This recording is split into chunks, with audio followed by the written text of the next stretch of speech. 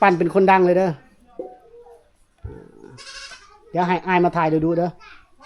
ไก่ซ้ำนี้อายบ่ย่านดอกไก่ซ้ำนี้มาปั่นเป็นคนงามคนดังเลยเป็นนางเอกช่องของไอจอยเลยเนาะ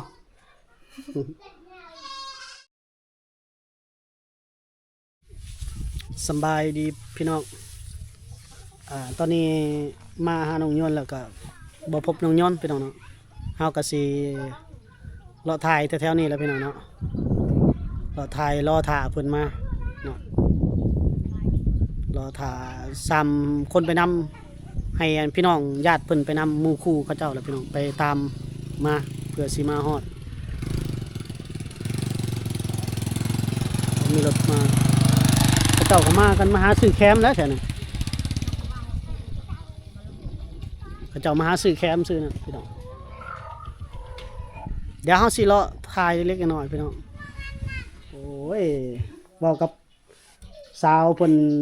สาวอันป่าสาวเขานี่จังแม่นเว้ายากเนาะเพิ่นละอายพี่น้อง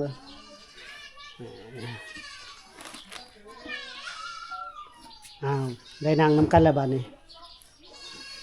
สวยคนละมุมสวยคนละแบบเบื้องขวานี่น้องไม้เสือดำนี่น้องวันสาวงามในป่าลึกพี่น้องน้องวันแนมกล้องพี่เด้อบ่แม่นปินหลังใส่ปินคางใส่ได้น้องวันนี่สวยสองสาวอายุประมาณ16-17 ปีสุดนี้ก็ประมาณนั้นแหละพี่น้องแต่ว่าทั้งสองนี่บ่ได้เรียนหนังสือเลยเนาะเป็นบ่หนังสือบ่เป็นเนาะแต่บ่เคยเรียนเนาะโอ้เสียดายเด้อล่ะน้องไม้อยู่เฮือนเนาะมื้อนี้เนาะบ่ได้ไปหาแคมบ่ไปหากินเด้อมื้ออื่นไปบ่โอ้แสดงว่ามื้อก่อนไปแล้วเนาะมื้อวานนี่ไปบ่มื้อวานไปหามื้ออื่นนี่สิไปบ่มื้ออื่นแป้งนี่ผมบังตาน่ะแป้งนั่นนี่มันเห็นหน้าบ่ชัดนะเบิ่งไอ้เห็นโอ้คือผู้สาวเกาหลีเนาะ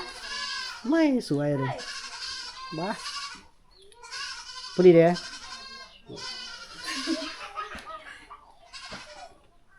สองน้องเพิ่นนี่เป็นคนชนเผ่าบรูพี่น้องเขตเมืองเซโปนแขวงสวรรณเขตเฮานี่ล่ะน้องๆเพิ่นก็บ่ได้เรียนหนังสือก็เป็นชาวป่าชาวเขาแต่ว่าเขาเจ้าผิวพรรณเขางามเลยพี่น้องคือคนในเมืองนี่คือน้องไม้เพิ่นนี่ก็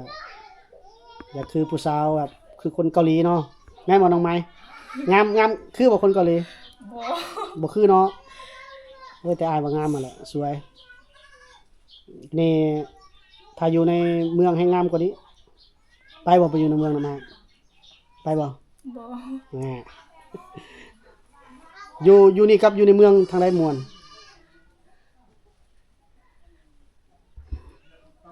อยู่นี่แล้วม่วนกว่าเนาะไปลิ้นโทรศัพท์อยู่ไสซะบ่มีสัญญาณนะทางขึ้นภูไปแล้วเนาะ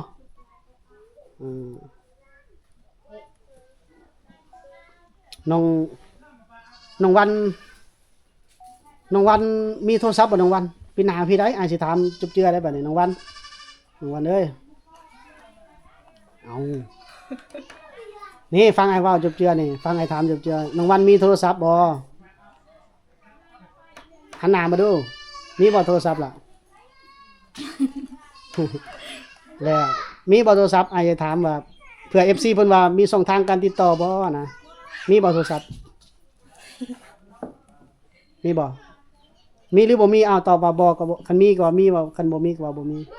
มีบ่หรือบ่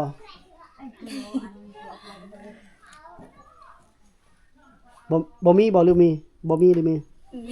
มีเนาะ Facebook ก็มีเนาะจักอ้ายไปสังกระดักกระดอเนาะบิดเกี่ยวจนสิอันนั้นแหละเนาะ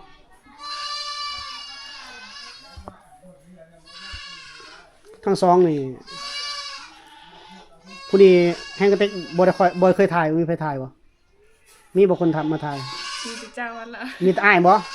เฮ้ยเป็นนางเอกช่องอ้ายเลยเด้อให้อ้ายปั้นเลยปั้นเป็นคนดังเลยเด้อเดี๋ยวให้อ้ายมาถ่ายดูเด้อไก่ซ้ำนี้อ้ายบ่ย่านดอกไก่ซ้ำนี้ มาปั้นเป็นคนงามคนดังเลย เป็นนางเอกช่องของอันไอจอยเลยเนาะ เราเป็นตาแพงพี่น้องน้องไม้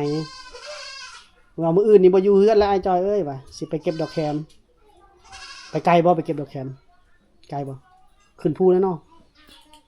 เอามาขายโลเท่าใดเขาซื้ออยู่พี่ล่ะ จากว่า ยังบ่ได้ขายบ่โอ้ขายได้เงินไปเฮ็ดหยังขายแคมไปซื้อหยัง ซื้อบัตรเล่นโทรศัพท์อะไร เออซื้อบัตรเนาะบัตรเท่าไรก็ขายกันอยู่พี่ แต่จะ12,000 12 15เนาะ เนาะ อืมยันน้องไม้กับน้องวอนกับไปบ่น้องวันกับไปบ่ไปหาแคมไปกันบ่ปนี้อายแห้งจนเว้าบ่เป็นเนาะล่ะเนาะตายแล้ว อันผู้บ่าวมาล้มได้เสียอ้ายบอกบัดผู้บ่าวมาล้มบัดมาลิดนำผู้บ่าวตายแล้วก็เห็นผู้บ่าวก็ลบแบบนี้ซะเนาะบ่ได้ผัวเด้น้องไม้มีว่าผู้บ่าวมาลิดนำบ่โอ้อยู่ป่าอยู่เขามีไผมาลิดนำเนาะตายแล้วโอ้ถามน้องๆเพิ่นว่ามีผู้บ่าวมาล้มอยู่บ่มีบ่ผู้บ่าวมาล้มกลางคืน มีหั่นล่ะ มีเนาะ ผู้บ่าวมีแต่แฟนบ่มี ผู้บ่าวมาเขามาล้มธรรมดาเนาะแต่แฟนบ่มีเจ้านอนใช้สักกลางคืนนอนเรือนตัวเองเนาะ นอนเพิ่นอายค่อย นอนเรือนอ้ายบ่อืมสวยเลยน้องใหม่นะเห็นตั้งแต่อยู่เพิ่นออกไปนอกเพิ่นพี่น้องว่ามือหนึงต้องได้ทายให้ได้นะวางเป้าหมายไว้เนาะสวยเนาะ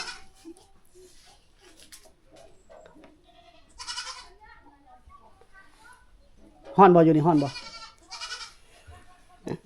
ฮ้อนแน่เนาะสิขอถ่ายรูปไว้ก่อนเฮ็ดยินตะมีเด้อเดี๋ยวแนมให้เด้อแนมกล้องเลยคันบ่แนมกล้องแล้วบ่งามได้ล่ะเอ้ยเอาคักได้ฟอร์มตกได้น้องวันแนมเลยครับน้องวันครับสวยอัน1 2 3แคปว้าวงามก็ดีก็จักอยู่ไสแล้วเนาะโอ้ยฮ้อนคักโอเคประมาณนี้พี่น้องก็พอได้ถามได้หยอกน้องๆเพิ่นอันนี้เฮือนน้องไม้พี่น้องเฮือนน้องไม้ก็จะประมาณนี้พี่น้อง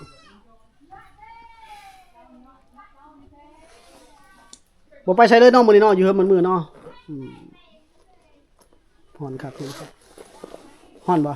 เบิ่งเอาพี่กรุ๊ปไอวีให้ฮ้อนบ่มีพัดลมเด้โอ้เอาใจขนาดนี้เลย สวยเลยพี่น้องโอ้ยประมาณนี้แหละพี่น้องถามน้องๆเพิ่นเนาะพอรอถ่าน้องยนต์มาพี่น้องโอเคขอบใจบ๊ายบายนะน้องวันน้องไม้บ๊ายบายนะยกมือบ๊ายบายนะบ๊ายบาย FC นะไปแล้วไว้บ๊ายบายเอาล่ะพี่น้องปจอยออกมาจากบ้านน้องยนต์ก็มาบ้านเขาน้องเบน้อง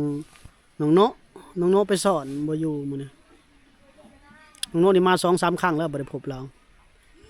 แต่ว่ามื้อนี้น่าจะมาเป็นสะพานบุญให้กับน้องยนต์แล้วก็พอแล้วพี่น้องก็สิได้เดินทางออก คณะสิเฉพาะเขาน้องๆวันอาทิตย์บ่เจอ แม่นวันอาทิตย์ละมาแล้วพ่อแล้ววันอาทิตย์ เคยวันอาทิตย์กับวันเสาร์2 วัน เสาร์กับอาทิตย์เนาะเพราะว่าเขาเจ้าคริสเตียนเด้ แถวนี้คริสเตียนหมดแล้วก็บ่ต้องวันอื่นไม่ต้องมา2 วันนี้เฮามาดีแท้แล้วชั่วแท้แล้ววันอาทิตย์ แม่นคือเฮามื้อนี้ก็บ่แล้วเนาะมีถือตะเลขเนาะสิบิครบน้องและแม่นอลี คิดไว้อยู่แล้วว่าบ่ครบแท้ๆแม่นอะเลยคันซื้อหวยมันคิดได้บัดนี้รวยแล้วบัดนี้รวยแล้วบัดนี้ สิรวยแล้ว บ่กับเขาน้องหาเงินมาใช้มาจ่ายในครอบครัวแล้ววันนึงเท่าเลยว่าเพิ่นไปนะวันละแสนบ่ เขาเมาเอากับ เมาเป็นเฮกตาร์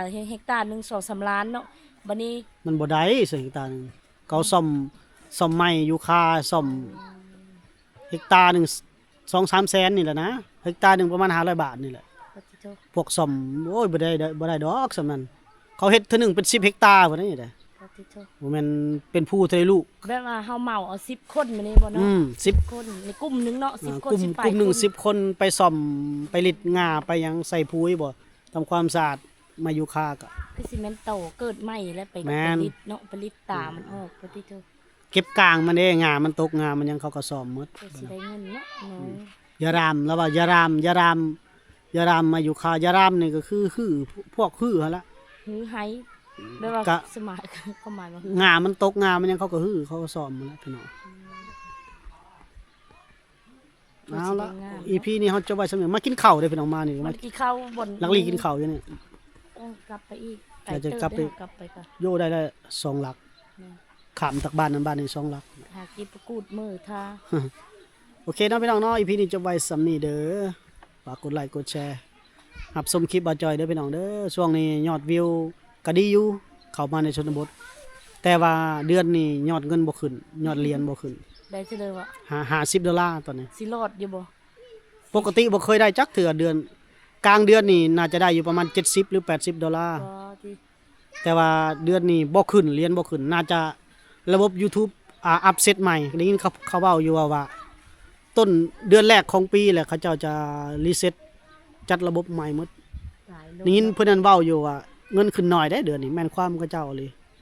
ไปตะอืดตะแอะมาเบิ่งเพราะว่า$50เก้ย $50ได้กินมื้อเดียวก็หมดและคันได้เงินเดือนหรือเพิ่นสิเอาให้ออกอยู่บ่บ่ให้ออกอีกมีฮอด บ่ได้ ร้อย บ่ได้ เอาก็ ก็น่าจะเป็นครั้งแรกที่เฮ็ด YouTube ในรอบหลายปีแหละบ่ได้เงินเดือนบ่ถึงเกณฑ์ฮอด$100เด้มันจะออกอันนี้บ่ฮอดหาก็เห็นครั้งนี้แหละ บ่ได้เนาะ อืม โอ้ขึ้นไป$50แล้วได้แหละ บ่นอกจาก$100ก็มาหักค่าสิว่าออกไปก็หักค่าภาษีอีกเด้สิว่า$100ตีปึ๊บหักค่าภาษี 15% อีกก็เหลืออยู่ประมาณ80 70ปลายดอล แต่ ลาร์ เมยแล้วสัมภาษณ์จะ 15%เด้เฮาบ่แม่น10%หรือ15%นี่แหละเฮาบ่แม่นคนอยู่ที่ดำรงชีวิตอยู่ในสหรัฐอเมริกาถ้าเฮาดำรงชีวิตอยู่หั่นเฮาก็จะเสีย 30%ถ้าเป็นเมืองไทยนะ5%เสียภาษีประเทศไทย5%นึงได้พี่น้องเอ้ยลาวนี่15หรืออัน20ปลายแต่ว่าเดือนนี้บ่ได้ YouTube แล้วบ่ได้แล้วเงิน YouTube เดือนเฮาถ่ายคลิปเดือนมกรานี่เงินเดือนไปออกเดือนวันที่25เดือนกุมภาพี่น้องอยากสนับสนุนบ่จอยสนับสนุนเด้อ น้ำมันก็ยังดีบ่ มันยังก็ตามช่วงนี้บ่รอดแต่แท้ ช็อต บ่รอดแต่แท้พี่น้องบอกความจริงเลยพี่น้องเงิน$50นี่มันตีออกบ่ได้อีกก็บ่ได้เงินเดือนนี่ หมดเลย ต้อง$100ก็สมมุติกินอยู่ในครอบครัวก็พอดีอยู่ประมาณจักมื้อ ได้ทิศหนึง ทิศหนึงเนาะ ทิศหนึง $100ทิศหนึง ได้ทิศหนึง $100ก็ตกอยู่2ล้าน2ล้าน2ล้าน2 ขายน้ำมูน้ำมันค่าลูกไปห้องน้ำโรงเรียนประมาณทิศหนึงนี่ล่ะ ลูกไปโรงเรียนแน่ ลูกไปโรงเรียนกับมื้อละเท่าไหร่ มื้อละแสนแล้วแหละ มื้อละแสน สองคน มื้อละ100 200เนาะ 150บาท แม่ 2คน ใส่น้ำมันอีกได้ อืม ใส่น้ำมันอยู่หั่นเพราะว่าลูกผู้คนไอ้กกหั่นจะใช้นั้นหลายเนาะเพราะโรงเรียนเพิ่นไกล คนโตหันจะใช้เงินหลายนะ เพราะว่าโรงเรียนเพิ่นไกล บัดนี้กินอยู่ในครอบครัวได้ลงตลาดวันละ วันละ100 200 200อีก อืม ไล่ใส่150เนาะคันต่ำ150 300เลยเด้ ตกมือหนึงใช้เงิน 300ออกไปถ่ายคลิปเด้ แม่นให้น้อง ว่าถ่ายคลิปนี่ก็ไล่ใส่ ๆบ่ไปใส่เด้อว่าจะเอามือละ500นะ กว่าเนี่ย กว่าเนาะ 500-600 แม่น แสดงว่ารายจ่ายวันหนึ่งประมาณ500-600 บาท500-600 บาท ก็มาคูณใส่30 วันบาทเอา500ซะบางเทื่อมันกว่า500ใส่เด้5-6-30นี่มาเว้าวันให้ เว้าสู่ฟัง สู่ฟังเนาะ รายจ่าย แต่ว่าเดือนนี้เงินเดือน YouTube บ่ได้แล้ว เดือนธันวาแหละ เฮาก็บ่ได้ เดือน ปล่อย มกราแหละ สปราย เดือนมกรานี่หาเดือนมกรานี่แหละเดือนกุมภาบ่ได้เงินเดือนกุมภาเลื่อนไปเป็นเดือนมีนาโอเคพี่น้องคลิปนี้จบไว้สำนี้ก่อนเด้อระบายหน่อยหนึงก่อน อย่าฝากกดไลค์กดหนี้เด้อพี่น้องเอ้ย ฟังเพิ่นไปสุดก่อนบ่ โดยแล้วก็สนับสนุนบ่าวจอยในอยเด้อพี่น้องเด้อบ่ว่าจะเป็นค่าน้ำหมอกค่าน้ำมันมันยังซัพพอร์ตช่วยเหลือบ่าวจอยในช่วงนี้ตายแต่แท้